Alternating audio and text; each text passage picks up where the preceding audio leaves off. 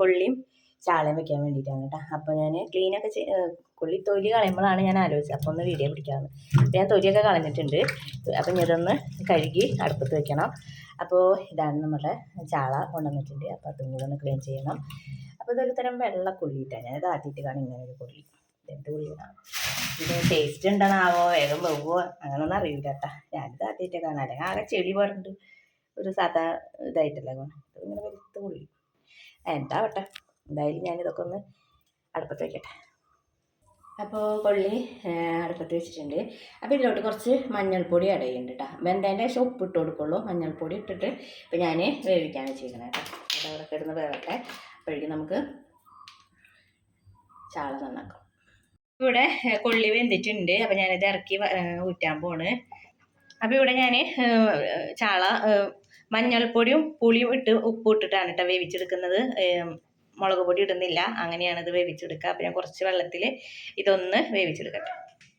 ഇനി നമുക്ക് ഇതിലോട്ടൊരു അരപ്പ് തയ്യാറാക്കാം. അതിന് വേണ്ടി കുറച്ച് നാളികേരം, അതുപോലെ ചുവന്നുള്ളി, ഇത്തിരി വെളുത്തുള്ളി, പച്ചമുളകാണ് ഇടുന്നത്. എന്താ വെച്ചാൽ നമ്മൾ ഇത്തിരി അധികം ഇടുന്നുണ്ട്. 5 പച്ചമുളക് എടുത്തിട്ടുണ്ട്. എന്താ വെച്ചാൽ നമ്മൾ മുളക് പൊടി ഇടുന്നില്ല. ഇത്തിരി വേപ്പിൻ്റെ ഇല, കുറച്ച് പെരുംജീരകം കൂടി ഇട്ടിട്ട് അരയ്ക്കാന്നുള്ള വെണ്ണ പോലെ അരയ്ക്കാമല്ലോ, ഒരു ചമ്മന്തിയോ എല്ലാ രീതിയിൽ ഒന്ന് അരച്ചെടുക്കണം. അപ്പോൾ ഇതൊന്ന് ക്ലീനാക്കി ഒന്ന് അരച്ചെടുക്കട്ടെ. അപ്പോൾ ഞാനിതിലോട്ട് ഒരു നുള്ള് നല്ല ജീരകവും പെരുംജീരകം, പിന്നെ അതുപോലെ തന്നെ പച്ചമുളക്, വേപ്പില, വെളുത്തുള്ളി, ഇഞ്ചി ഒക്കെ ഉണ്ട്. അപ്പോൾ അതൊന്ന് അരച്ചെടുക്കട്ടെ.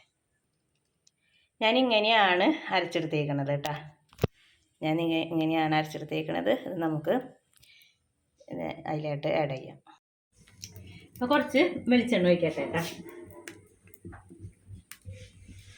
ആവശ്യത്തിനുള്ള വെളിച്ചെണ്ണ ഒഴിക്കുന്നുണ്ട്. വെളിച്ചെണ്ണയിൽ ഉണ്ടാക്കുന്നതാണ് കേട്ടോ ടേസ്റ്റ്. ഒന്ന് ചൂടായി വരട്ടെ. അപ്പോൾ ഞാൻ ആവശ്യത്തിന് കുറച്ച് ഉഴുന്ന് പരിപ്പ് ഇടുന്നുണ്ട്. അതുപോലെ തന്നെ കടുക് ഇടുന്നുണ്ട്. ഒന്ന് പൊട്ടി വരട്ടെ. 3 വറ്റൽമുളക് ഇടുന്നുണ്ട്. കുറച്ച് വേപ്പിലയും കൂടി ഇടുന്നുണ്ട്.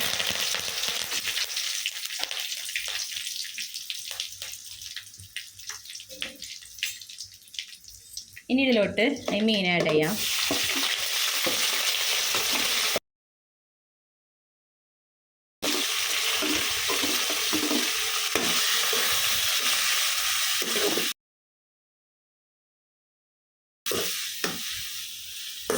ഇനി നമുക്കിതിലോട്ട്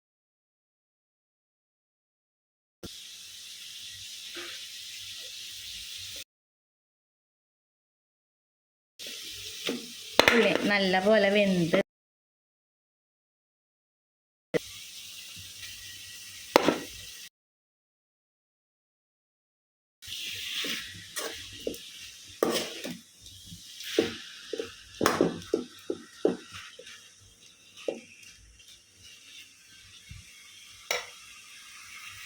ഇനി നമുക്കിതിലോട്ട് അരപ്പ് ചേർക്കാം. എന്നിട്ട് നല്ല പോലെ ഒന്ന് മിക്സാക്കി ഉടച്ചെടുക്കണം.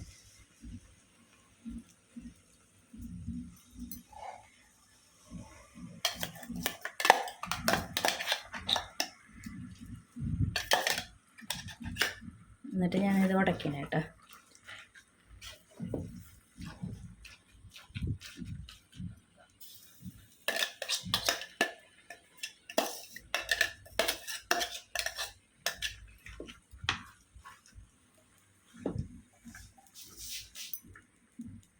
അപ്പോൾ ഇവിടെ എൻ്റെ കൊള്ളിയും ചാളയും അടിപൊളി വന്നിട്ടുണ്ട്. നല്ല പോലെ ഒട്ടച്ച് ഇതാക്കി ഞാൻ എടുത്തിട്ടുണ്ട്.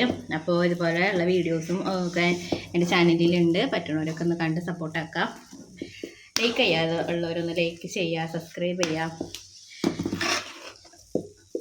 നല്ല ടേസ്റ്റാട്ടാ. ഇങ്ങനെ ഒന്ന് ഒരു പ്രാവശ്യം ഉണ്ടാക്കി നോക്ക്. നല്ല പോലെ കുത്തി ഒട്ടച്ച് നല്ല വെന്ത കൊള്ളിയായിരുന്നു.